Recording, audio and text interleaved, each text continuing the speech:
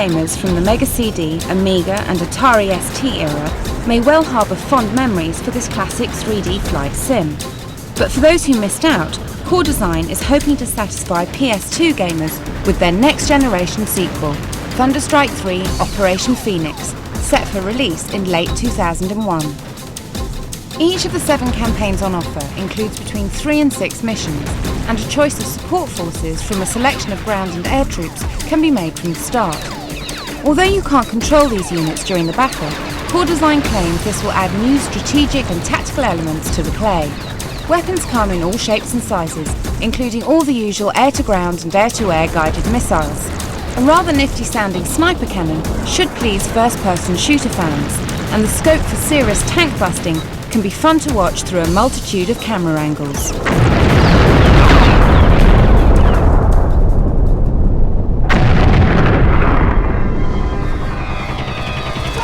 PaRappa The Rapper was one of Sony's most unique PlayStation titles, and its success proved that rapping with PaRappa was not as dumb as it looked.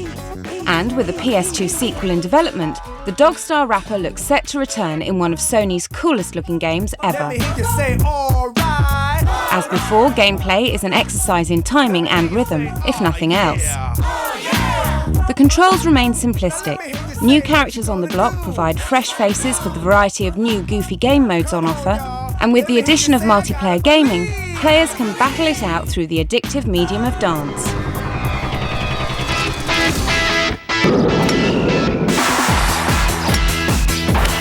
After 2 world-famous installments of Everybody's Golf on the PlayStation, Japanese development studio Clap Hands has announced Everybody's Golf 3 for the PS2 platform. Nice job!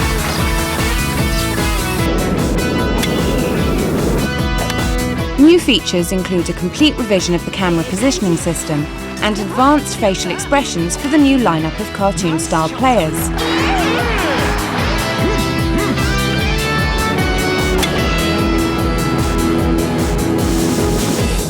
Realistic time progression from day to night is also included, and the course designs are based on locations in Japan, Hawaii and the Grand Canyon.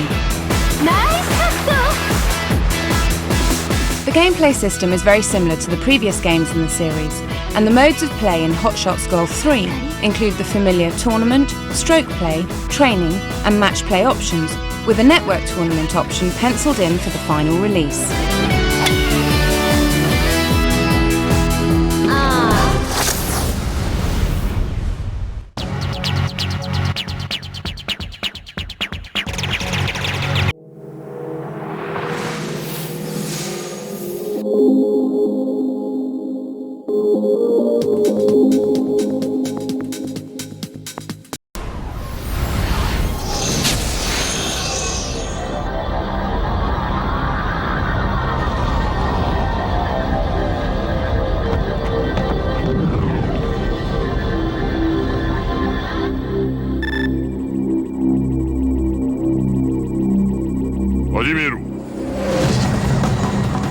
Information about Namco's eagerly awaited follow-up to the disappointing Tekken tag is scarce to say the least, but PSW brings you the biggest exclusive ever, with our first look at what's on offer.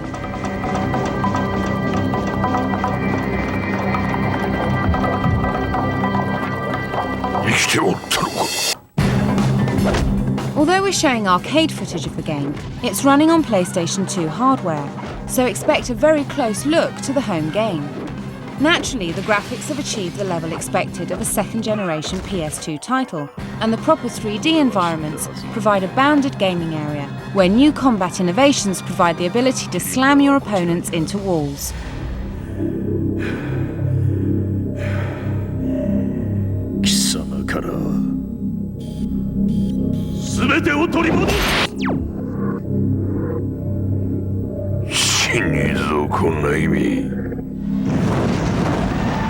Produced by Namco. The biggest leap forward in Tekken 4 is evolution of the level designs.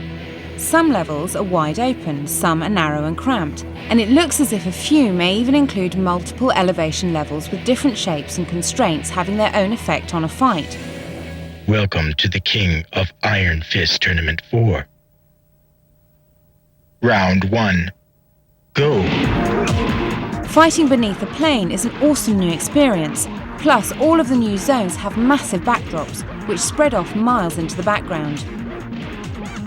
As players now have a true 360-degree freedom, dodging and sidestep moves have received a new lease of life and provide the key to successful evasions and surprise attacks as you try to anticipate your opponent's every move.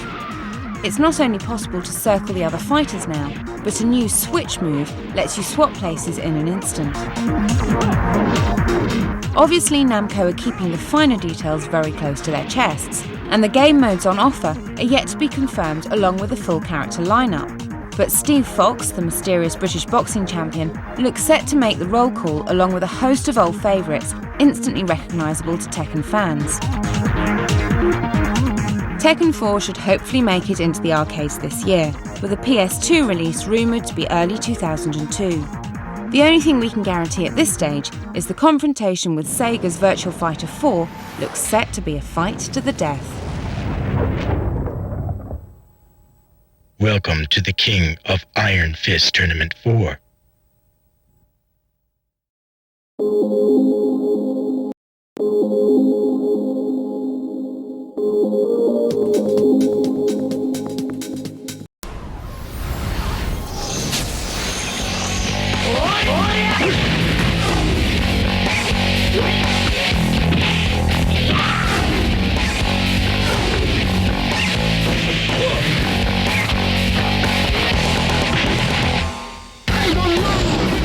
After a number of revenge-fueled sequels and semi-sequel tag battles, Virtua Fighter 4 steps into the ring once more to declare itself the ultimate fighting championship on the PS2. VF4 employs the same control scheme as the first two games, with punch, kick and defensive commands. There's also a complex parrying system, which improves on the comparable Dead or Alive 2 visually at least. 8-way movement is possible, along with the standard stationary joystick manoeuvres.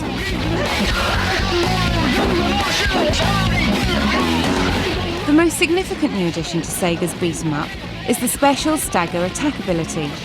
By powering up this weighty attack, you can break through your opponent's guard and even prepare follow-up moves by stunning them for brief moments of time. Most of the old characters look set to return, providing a 13-strong lineup with 2 new male and female characters in the works. Players with a taste for Shaolin-style martial arts will favour Li Fei's moves, while Vanessa Lewis fights with an indeterminate style for the jack-of-all-trades approach.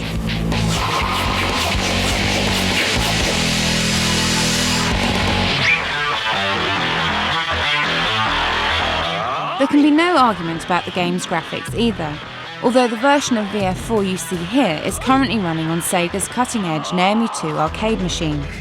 Hopefully the port to Sony's PS2 will still look groundbreaking, with much improved character detailing and lighting effects making it all worthwhile. How the home version will compare to Tekken 4 remains to be seen.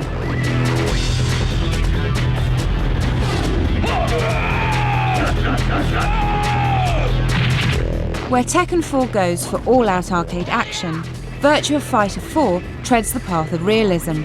The VF series has long prided itself in offering a more up-close and personal fighting style, with high and low attacks, juggling aerial combos, counterattacks and throws, making up the most challenging fighter yet dreamed up. Despite this impressive demonstration, Virtua Fighter 4 is still a long way off.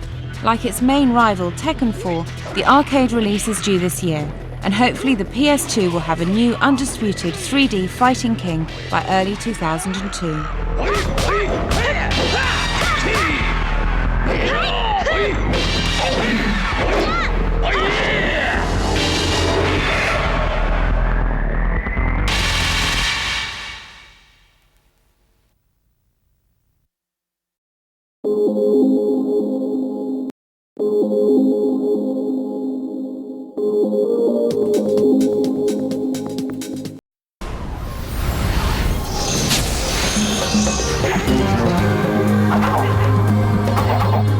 With a transformed Daxter riding on his shoulders, Jak heads off into Naughty Dog's latest 3D adventure, seeking out mystical powers to return Daxter to his human form. As with all all 3D platformers, there's a great deal of collecting to be done. The main object is to collect power cells, which power up Jak's jet bike and serve as transportation to the next vast gaming area, where Jak can literally roam anywhere he pleases. So far, Jak can jump, roll, punch, uppercut, and perform a variety of attacks in a similar vein to Sony's Crash Bandicoot mascot. We begin the game with a short list of moves, and Jak eventually learns more as the game progresses. The worlds are enormous, with traditional platform jumping elements, racing, and minigames to keep things interesting. Jak and Daxter really shines through when it comes to the graphics. Gorgeous backgrounds and silky smooth animation make this one of the best looking titles available for the PS2. And players looking for an old school platforming adventure with stunning new effects will certainly find it here.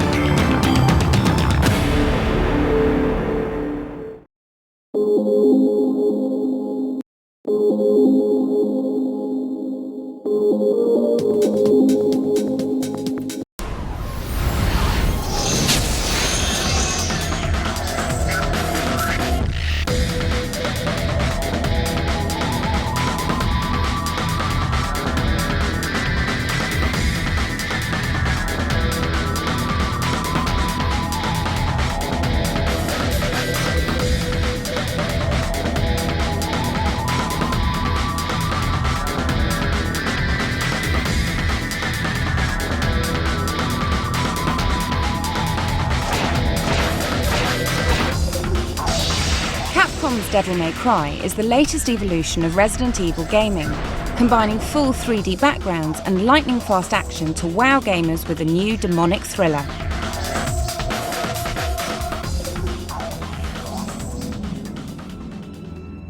Players assume the role of Dante, part demon and part human. Dante's fate is to bring down his evil brethren, and then to make it final by confronting the very demon that stood between his father and the safety of mankind over 2,000 years ago.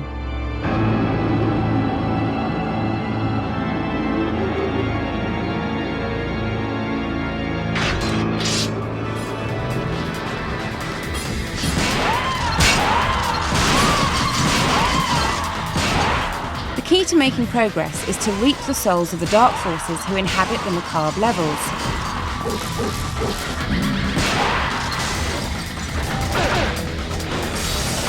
These can be traded for new abilities and also provide Dante with the explosive devil mode.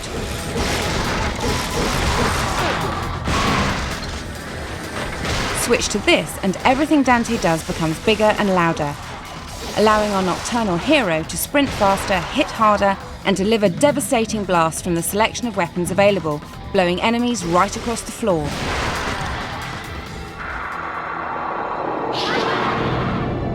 This host of enemies includes some of the most imaginative and well-realised creatures we've seen on the PS2. These constantly regenerating freaks make it difficult to clear certain areas, as portals to the underworld constantly spawn a new batch of lunatics. Twisted, puppet-type creations hang from the fixtures and fittings and form the main staple diet for Dante's thirst for demonic life force. But ghoulish apparitions and a host of creative boss characters etch some of the most beautifully crafted combat sequences into the nightmarish backdrop.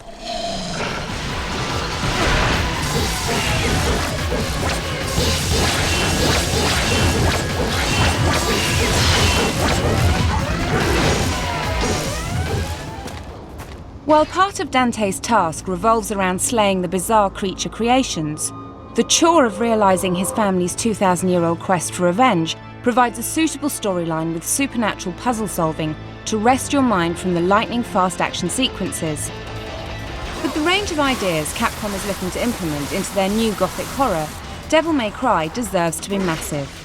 The highly polished graphics, stunning environments and fantastic animations provide an undeniable aura of gaming cool to make it the best game to grace the PS2 so far. Devil May Cry.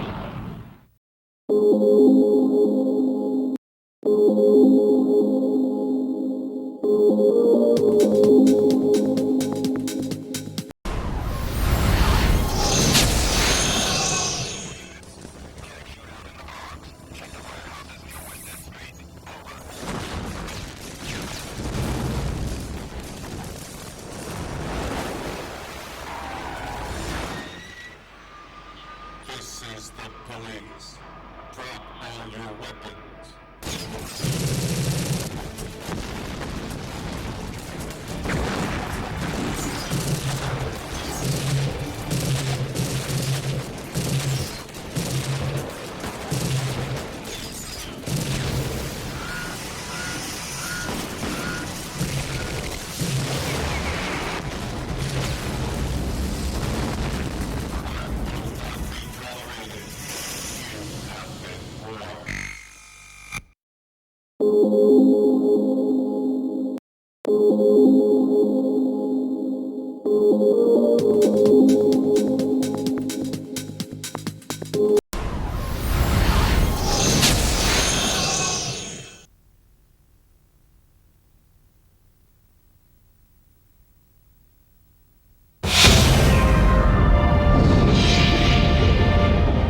With the Japanese release date now set for September, it looks like Namco's latest PlayStation 2 game, Ace Combat 4, is on the tail end of its long development cycle, and it's looking great. This isn't a drill, this is for real. What you're seeing here is a trailer of the game in action, with Namco's producers showing off the game using a number of dynamic viewpoints. To tell you the truth, when you're actually playing Ace Combat 4, the view is remarkably different. An in-cockpit view gives you the usual flight simulation-style head-up display, and a great deal of the time is spent chasing enemy planes and gunning them down. If you're unlucky enough to get a bogey on your 6, you can switch to external views to get a better view of what's going on. Despite being set in a post-apocalyptic near future, the hardware you get to fly is based very much on real-life military hardware. So far, 6 planes have been revealed, including the F-14, F-15 and F-16 American fighter jets. Also included is the Rafale French air fighter and the old Mirage jet. But perhaps best of all is the opportunity to get your hands on the F-22 stealth fighter. We had a good time playing this at the recent E3 trade show in Los Angeles. Look out for more coverage of the game, including some actual in-game footage coming soon.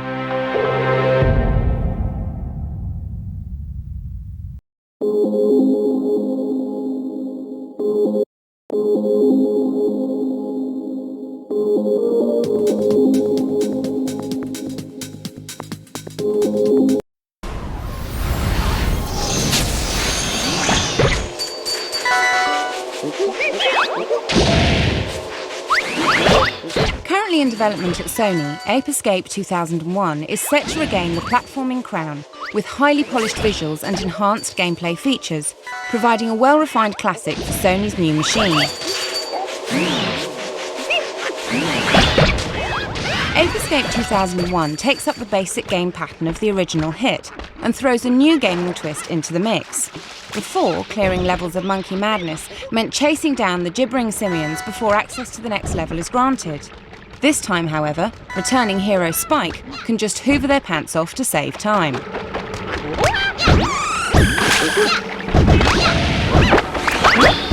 Consisting of more than 20 huge 3D levels based on a variety of zones, the game's world map now forms a branching structure, where timed levels require a hoover bag full of pants to be deposited into a giant washing machine. These pantless foes fail to recognise your efficient laundry service and try every trick in the book to steal back their underwear, hindering your quest at every available opportunity. Extra pant challenges provide more points, and the hoover doubles up as a handy weapon for launching vacuumed monkeys in sub-level target practice scenarios. Power-up icons and bombs can be used to fight back, and, if all else fails, a well-waved banana can provide a suitable distraction. In addition to this eccentric gaming pursuit, Ape Escape 2001 offers a departure in the handling department, with a more conventional use of the analog control system. The left stick controls Spike's direction, leaving the right stick free for aiming and firing power-ups and projectiles. From what's on offer, Ape Escape 2001 offers nothing new to go ape over. Everything runs as smoothly as before, and the storyline is still as silly as ever.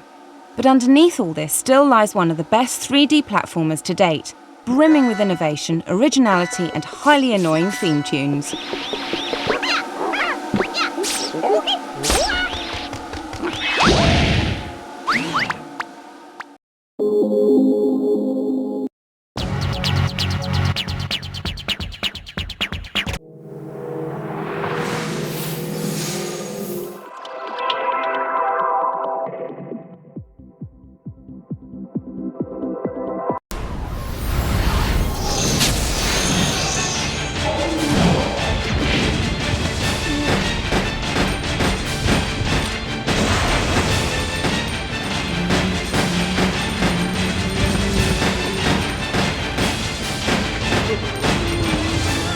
Rising from the ashes of Sega's ill-fated Dreamcast, Code Veronica X resurrects the long-awaited showdown between veteran Claire Redfield and the evil Albert Wesker for a timely release on the PS2. The biggest improvement over the previous Resident Evil outings is the use of fully 3D environments.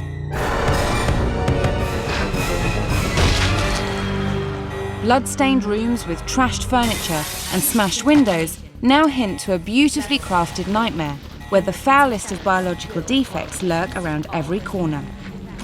The plentiful hordes of moaning zombies provide the main obstacle for Claire to deal with, and 7 boss characters patrol specific stages of play. But the muscle-bound Bandersnatch has to be one of the nastiest creations the evil Umbrella Corporation has ever come up with.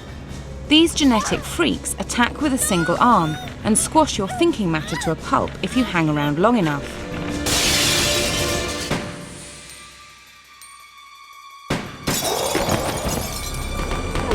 Luckily for Claire, Steve is at hand to help out, and gaming switches between both characters at different stages of play.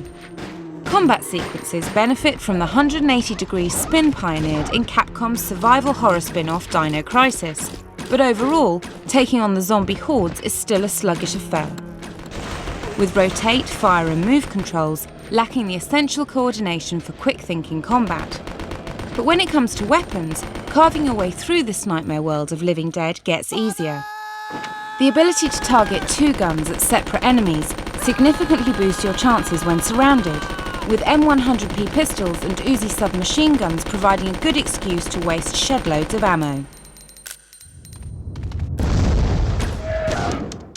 Code Veronica X is certainly worth playing if you want to follow the story as it arcs towards Resident Evil 4, but otherwise the changes are less compelling. The graphics, as always, are fantastically stylish and smooth, but the same old control system and puzzle-solving aspects are still just a bit too clumsy. But if you've never played Resident Evil Code Veronica X at all, you simply mustn't miss out on this, the best version of the Resi yet released.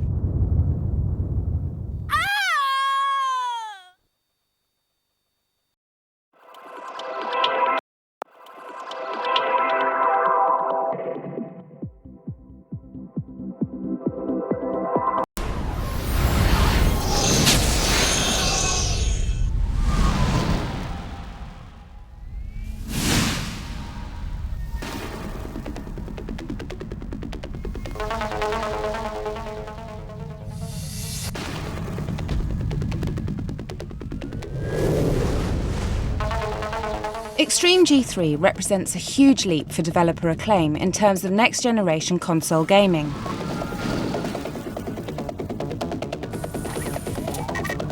Not only is it one of the best-looking PS2 titles in development, utilising the raw power of the Emotion engine, but Acclaim's sophisticated physics system caters to all the convoluted twists and turns of Extreme G3's vastly distorted racing circuits.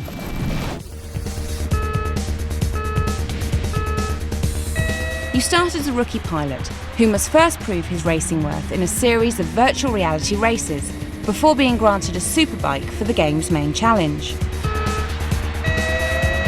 Gameplay focuses on racing and pure racing alone, with a racing field of 12 bikes to compete against and a serious array of weaponry with which to wipe the floor clean. The control system is straightforward enough. If you accelerate hard enough, the front part of the bike lifts up and the weight is pushed down on the back wheel, and air brakes and thrusters also affect the overall handling.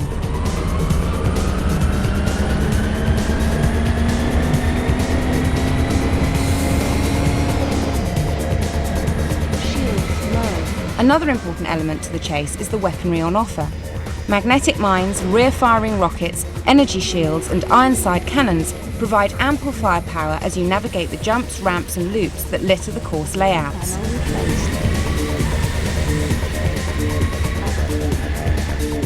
Game modes consist of Team Grand Prix mode, a head-to-head mode, and the awesome cooperative mode, provided through two-player split-screen action.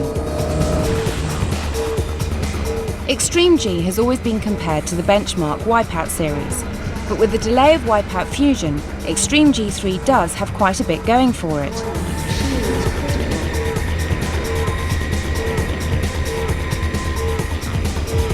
The tracks are a true test of your driving prowess, and the selection of vehicles provides a lightning-fast experience, guaranteed to please Wipeout fans and newcomers alike.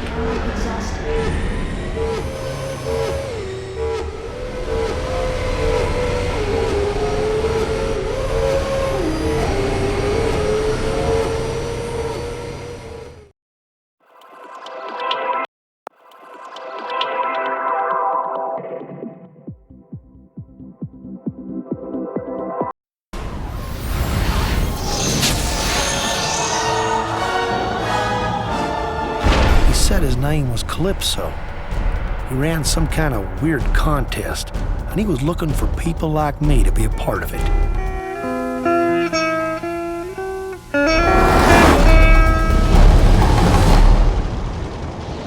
Few could deny that crashing around in Mad Max-style cars is enormously good fun. And with Twisted Metal Black, houses, pedestrians, lampposts, and even old ladies on electric buggies are here and waiting to be broken.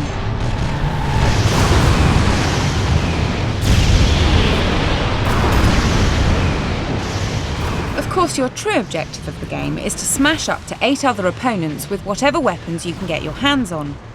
The most basic attacks are refreshingly simple to unleash, and weapons spawn periodically across the levels.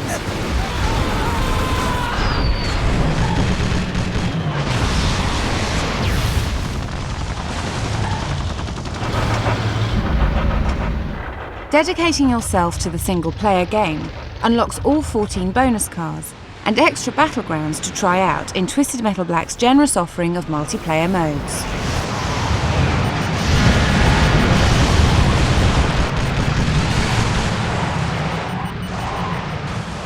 For starters, the game supports up to 4 players in straight deathmatches via a split-screen setup. 2-player Last Man Standing mode gives each player an identical list of cars to battle with, and once it's totaled, the next is up, until the last man standing wins. Best of all, though, is the 2-player cooperative story mode. Working with a friend not only increases your chances of beating the ultra-hard AI, but should ensure you progress at the same rate, making the subsequent deathmatches more fun.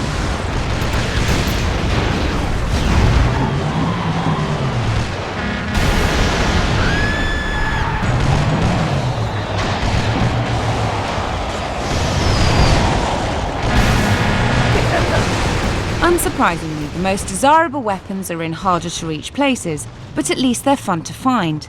You're not just banging about in a bland arena. Best of all, there are some huge objects in the environment for you to interact with in that special violent way of yours.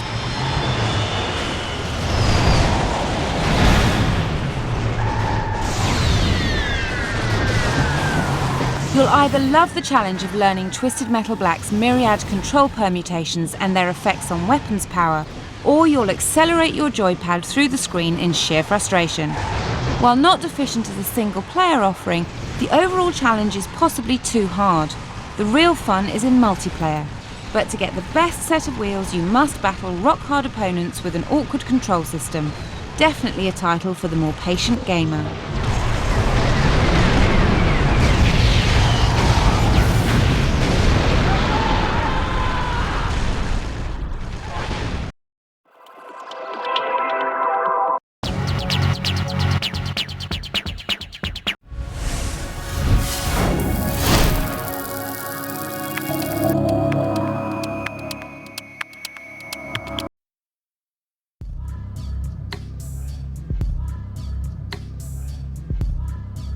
My character's name is Matthew Addison. I'm actually, from the very start, the unknown factor in this whole equation. I'm posing as a plainclothes policeman. The commandos come in to do what they're sent to do, and they're not sure whether to kill me or cuff me and take me along with them. We're not sure what to make of him. We're not sure where the blame as an audience member. We're not going to be sure where to place blame. Who's the villain? Who's a good guy? Why? So it's constantly changing as the script progresses. I'm sure there's going to be a lot of speculation. One of those movies where people come to watch and they'll go, oh, I knew it was him, or I knew it was him, and they're going to be surprised. My character, Rain, is like the Vasquez in Alien. You think I won't kill you? You know? I guess, the one with balls, basically. So I guess that's where I fall in. I'm like an ex-Marine, I guess, who decided to make some real money working for a private organization. So that's where I fall, ex-Navy SEAL. The video game rocks. It has a Hitchcock style to it. And if Paul can bring that to life in film, I mean, when's the last time you saw a really good zombie movie? I mean, you've got your monsters, you've got your zombies, you've got your great sets. And I talking to him, I knew that Paul had a passion for what he was doing, so I said, yeah, I don't care if I'm selling a hot dog as a zombie in his movie.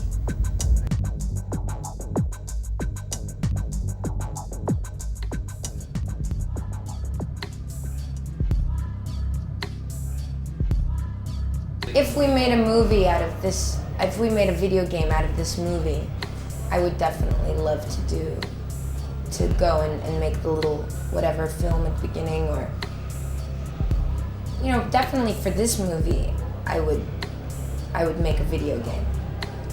But I don't think just normally I would make a video game movie, just out of the blue. It would have to be a game that I really like. You know, I would have liked to have been involved with Final Fantasy.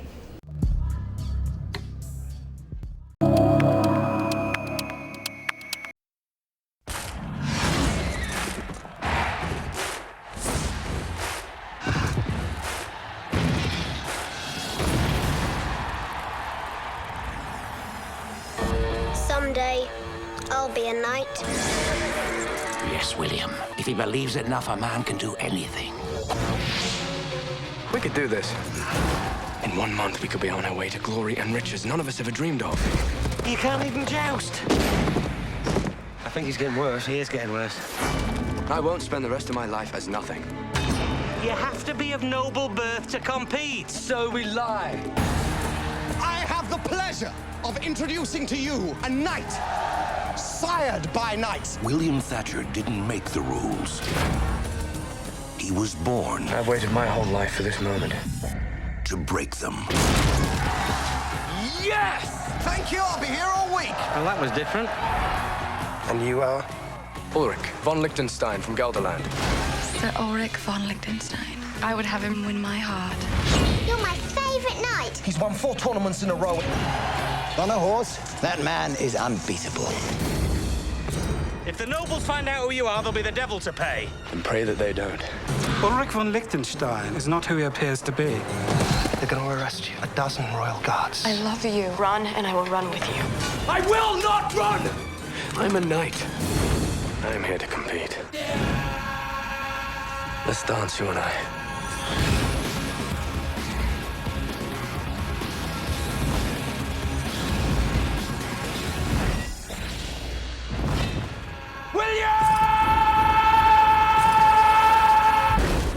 Your name makes no matter to me, just so long as I can call you my own.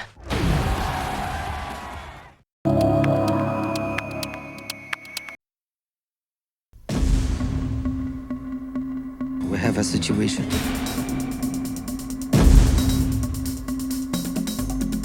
No!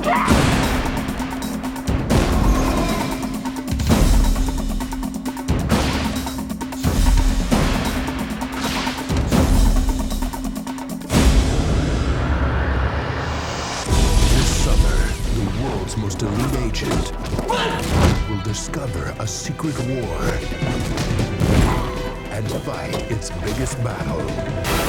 You're safe with us. Welcome to Paris, Johnny. Now, the man he came to help has become the enemy he was ordered to hunt. There's a time for diplomacy and a time for action. Diplomacy is dead.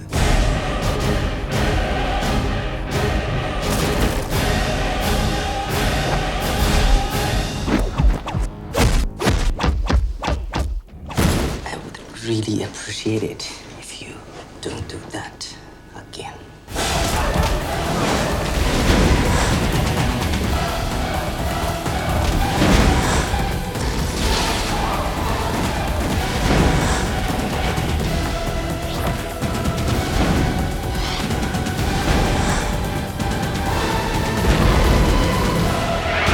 Kiss of the Dragon.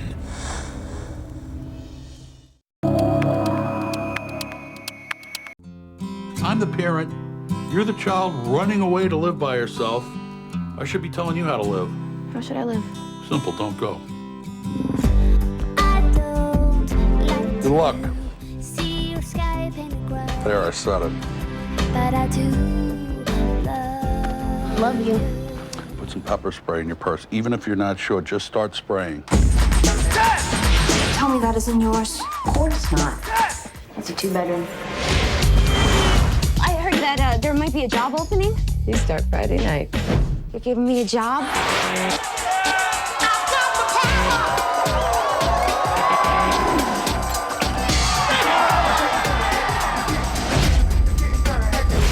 Coyote Ugly. Why would you name your bar that? Because Cheers was taken. The devil's in the house of the rising sun. That's Rachel. You can take some lessons from her. She just cut some guy's ponytail off. I'd like you to meet my new bartender. Violet. Jersey. It's just to get you started, okay? No problem. Jersey! Okay, I've never had anyone stare at my ass for half an hour, so I'm gonna say goodnight. Just for the record, I was only staring at the first 15 minutes. Is this a church meeting or is this a bar? Make some noise!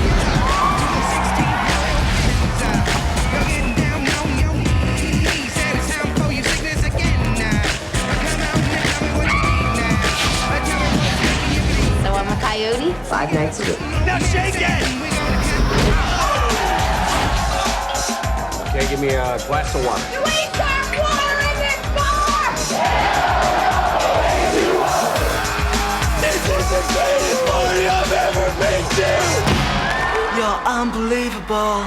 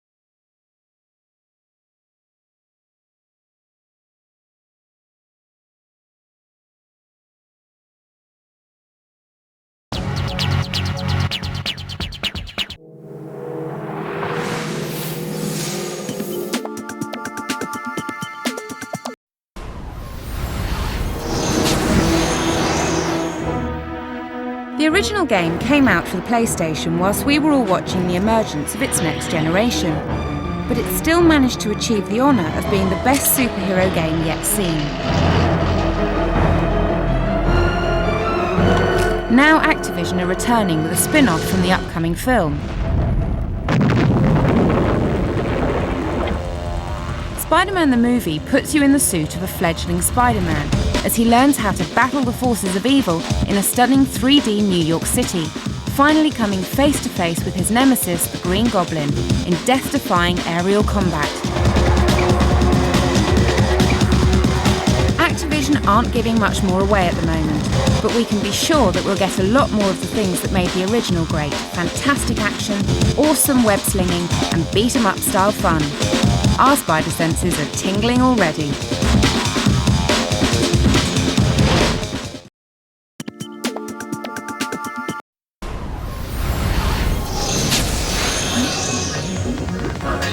Take a look at the first original game the legendary Sega has developed for the PlayStation 2. Previously known under its development name as the K Project, this game now has a final title, Rez. The pedigree of this game is beyond doubt. The team that produced the cult Dreamcast hit Space Channel 5 has come up with the goods for this, with the game's producer having also produced such classics as Sega Rally Championship. The actual content of the game remains shrouded in mystery somewhat, and even by viewing this footage, the bizarre activities of the game are still something of an enigma. However, from what we can gather, the aim is to blast the bad guys out of existence by targeting them, and then letting rip with various sounds and music you have at your disposal. It sounds for all the world like an even wackier version of Fantavision, with shades of PaRappa The Rapper gameplay thrown in for good measure. Whatever, the graphics look absolutely phenomenal, and with both Rez and its spiritual sequel heading for the PlayStation 2, it looks like being a hell of a time to get into Sega games.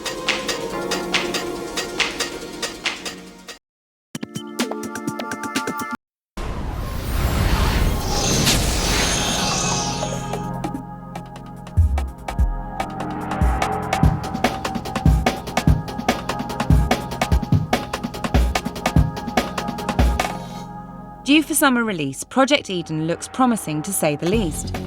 Not just your typical first-person shooter, a strong emphasis on puzzle solving and team play has given birth to some of the most imaginative level designs that capture the moment for both single and multiplayer deathmatch modes of play.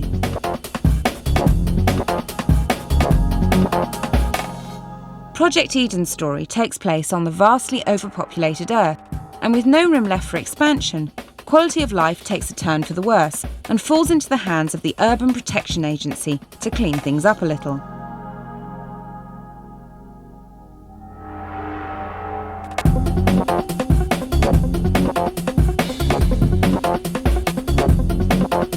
A significant strategic element is already apparent. While it's always possible to run into the room with your gun blazing, it's not always the best strategy to take, so the game offers a number of alternatives, based on how much reconnaissance you want to undertake and act upon. This state-of-the-art title looks set to be phenomenal. Watch out for a full preview soon.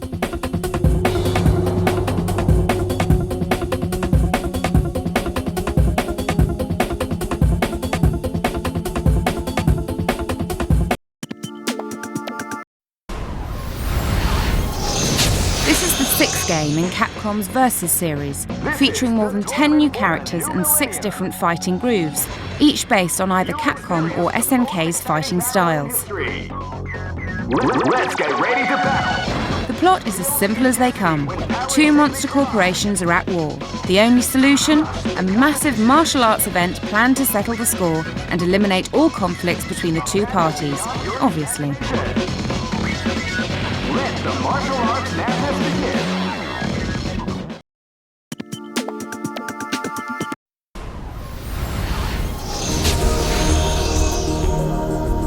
French developer Toka's last project was Soul Fighter on the Dreamcast, and Hidden Invasion builds on that engine, but this time making the most of the new PS2 hardware and switching to a wholly science fiction setting.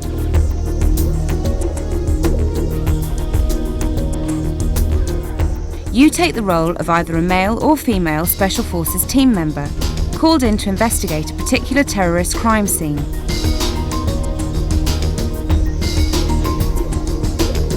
plot progresses with a sinister alien conspiracy to infiltrate the Earth and take over the power structure.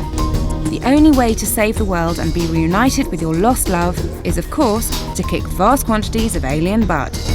To help you in this, there's a huge array of spectacular weapons at your disposal, and you can even bring another player on board to ensure an impressive amount of needless destruction.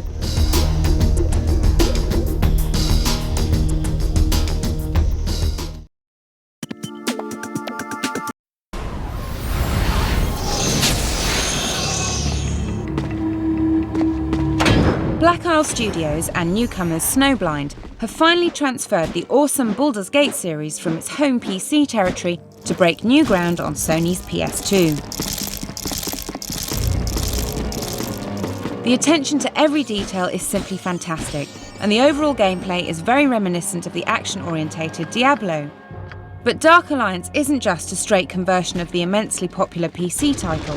With awesome lighting effects and realistic and fully detailed characters to interact with, this is a whole new experience specifically for console gamers. Have you taken care of those rats yet? I'm not giving you the key to the sewers until they're all wiped out. Baldur's Gate Dark Alliance is shaping up to be an extremely impressive title, and with a variety of spells, monsters, and a rich storyline providing addictive gaming, what more could you ask for?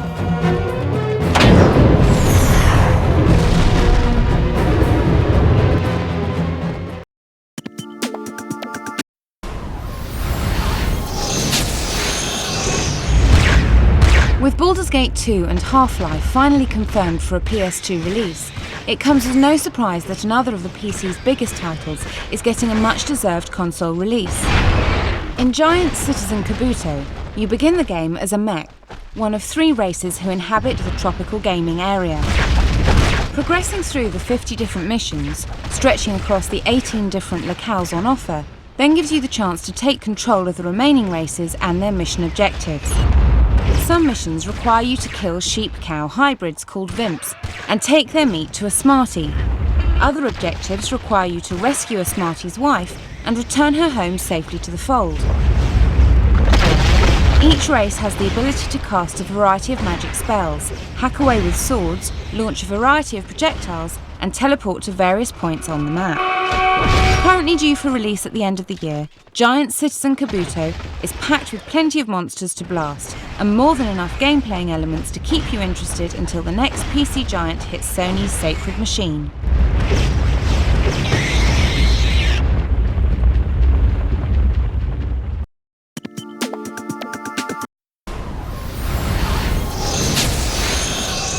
Maelstrom brings together 2 of the most popular game genre in one single title, giving you the task of taking command of one of 2 warring pirate bands battling for control of deep space.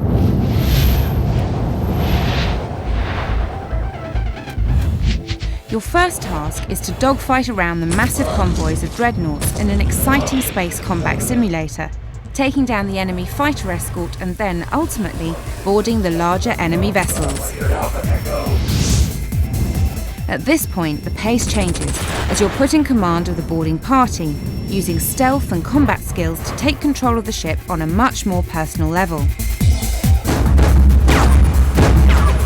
Maelstrom boasts the next generation of Epic's Unreal Tournament engine, Unreal Warfare, and contributions from the world of Judge Dredd in the form of scriptwriter Robbie Morrison and artist Jim Murray.